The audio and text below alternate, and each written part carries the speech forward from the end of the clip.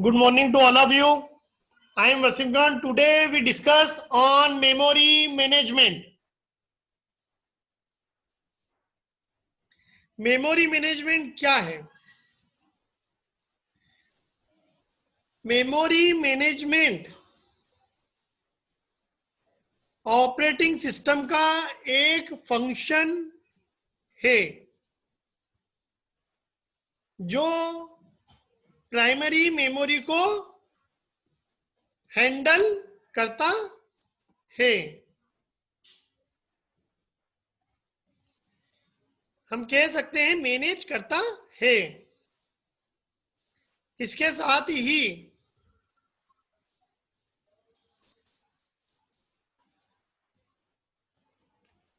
ये प्रोसेस को एग्जीक्यूशन के दौरान मेमोरी और डिस्क के बीच घुमाने का भी काम भी करता है।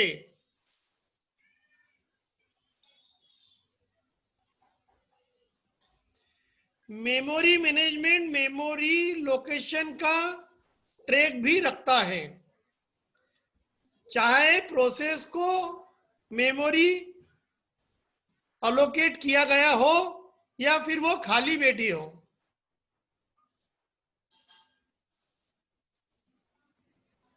वो ये भी चेक करता है कि प्रोसेस को कितनी मेमोरी की नीड है।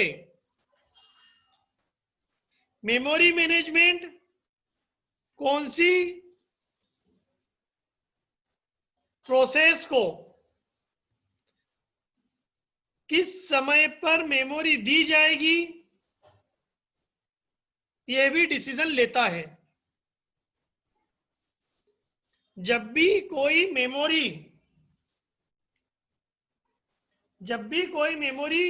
फ्री होती है, यानी प्रोसेस को एग्जीक्यूट करने के बाद खाली होती है, तो मेमोरी मैनेजमेंट उसी हिसाब से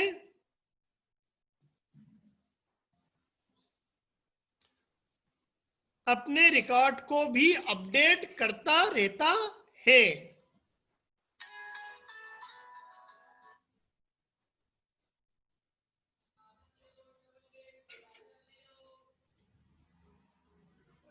जो भी प्रोग्राम होता है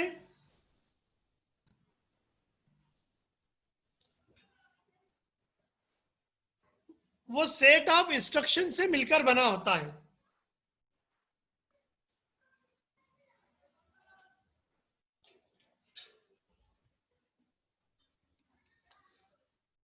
प्रोग्राम को डिस्क से लेकर आना और मेमोरी में लेकर जाना और उसको रन कराना, यह भी मेमोरी मैनेजमेंट में ही आता है।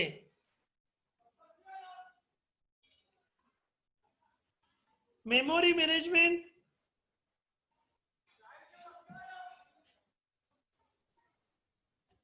मेन मेमोरी और रजिस्टर के लिए ये डिसीजन लेता है कि ये वो स्टोरेज है जो सीपीयू को डायरेक्टली एक्सेस कर सकती है।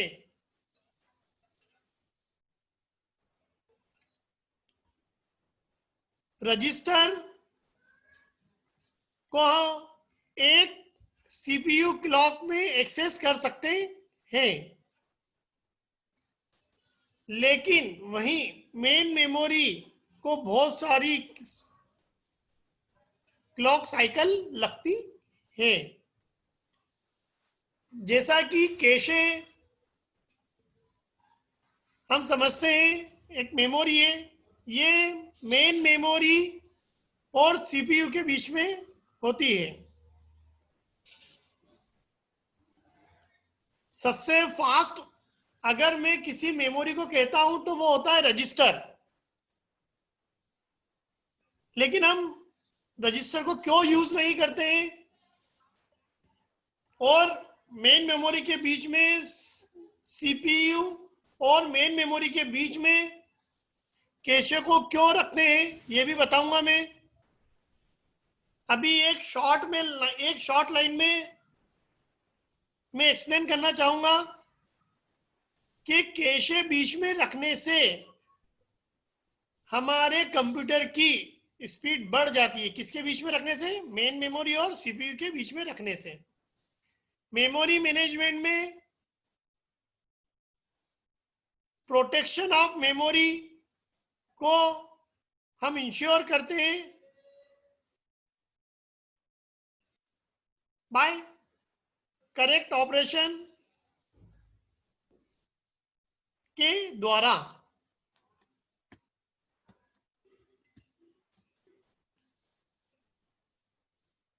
फिर मेमोरी मैनेजमेंट में ही बेस और लिमिट रजिस्टर आता है। किसी भी प्रोसेस का जो स्टार्टिंग एड्रेस होता है वो उसका बेस एड्रेस कहलाता है, जिसकी वैल्यू बेस रजिस्टर में स्टोर होती है। लिमिट रजिस्टर में साइज ऑफ द प्रोसेस की जो साइज है वो किसके अंदर स्टोर होती है? लिमिट रजिस्टर के अंदर। तो लिमिट रजिस्टर क्या बताता है? Size of the process. Binding of instruction and data to memory, जिसमें address binding of instruction and data to memory address जो होती है वो 3 स्टेज में होती है: compile time, load time and execution time.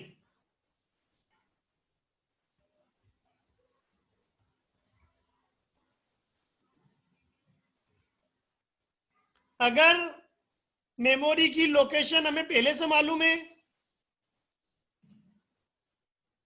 तो एब्सोल्यूट कोड जनरेट होते हैं, जिसको recompile code if starting location change, जिसको हम क्या कहते हैं? जिसको हम क्या करते हैं? रिकंपाइल। लोड टाइम, जब रीलोकेटेबल कोड जनरेट होते हैं if memory location is not non eight compile time, तो वो टाइम कहलाएगा हमारा load time. Execution time, binding delay until runtime if the process can be moved during its execution from one memory segment to another। इसमें हमें hardware support की जरूरत होती है और एड्रेस की जो मैपिंग है उसकी जरूरत होती है। अब multi step processing of a user program में सबसे पहले हमारा सोर्स प्रोग्राम होता है, कंपाइलर या असेंबलर हमारे सोर्स प्रोग्राम को कन्वर्ट करता है ऑब्जेक्ट मॉड्यूल में, और जो कन्वर्ट करने में समय लगता है उसको हम कहते हैं कंपाइल टाइम।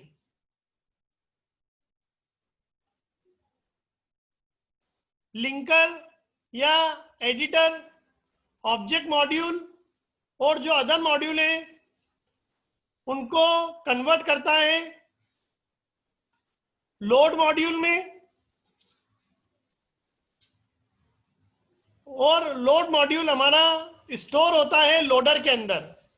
इस कन्वर्जन और स्टोर होने में जो समय लगता है उसको हम लोड टाइम कहते हैं।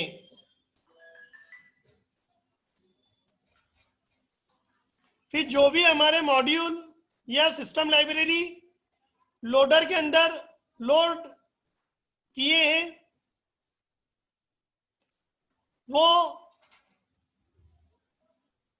इन मेमोरी इमेज के अंदर जाते हैं और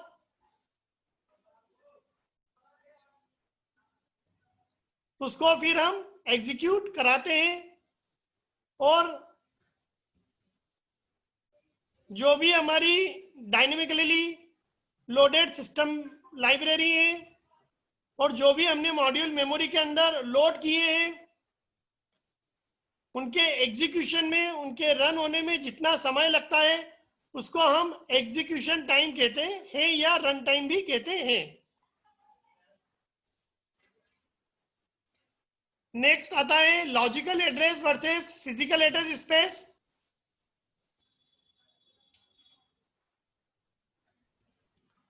तो जो सीपीयू जनरेट करता है एड्रेस, वह एड्रेस लॉजिकल एड्रेस कहलाता है, जिसको हम वर्चुअल एड्रेस के नाम से भी जानते हैं। ये बहुत इंपॉर्टेंट पॉइंट है। लॉजिकल एड्रेस जो सीपीयू जनरेट करता है और जिसको हम वर्चुअल एड्रेस के नाम से जानते हैं। फिजिकल एड्रेस जो मेन मेमोरी का एड्रेस होता है, जिसको हम बोलते हैं address seen by the memory unit.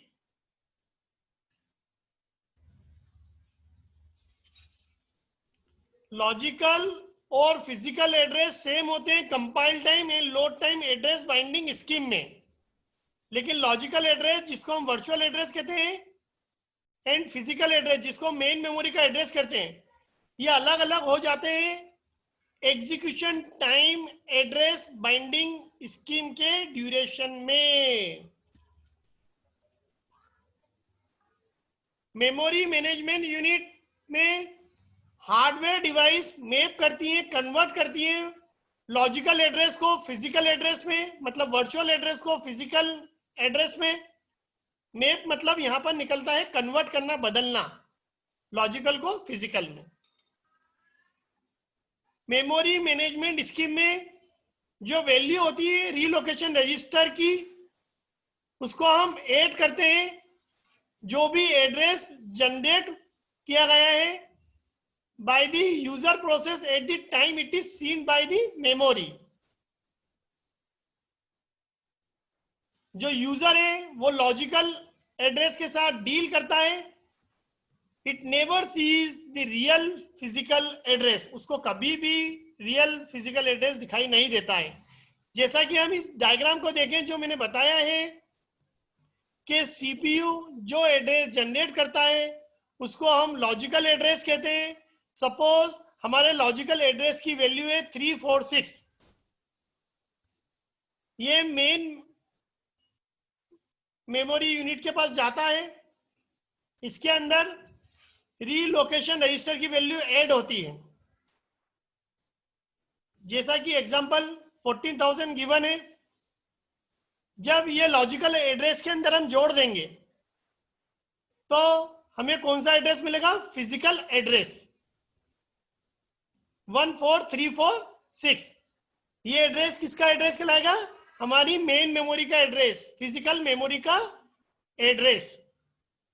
ये बहुत इंपॉर्टेंट कॉन्सेप्ट है कि सीपीयू जो एड्रेस जनरेट करता है उसको हम लॉजिकल एड्रेस कहते हैं या वर्चुअल एड्रेस कहते हैं।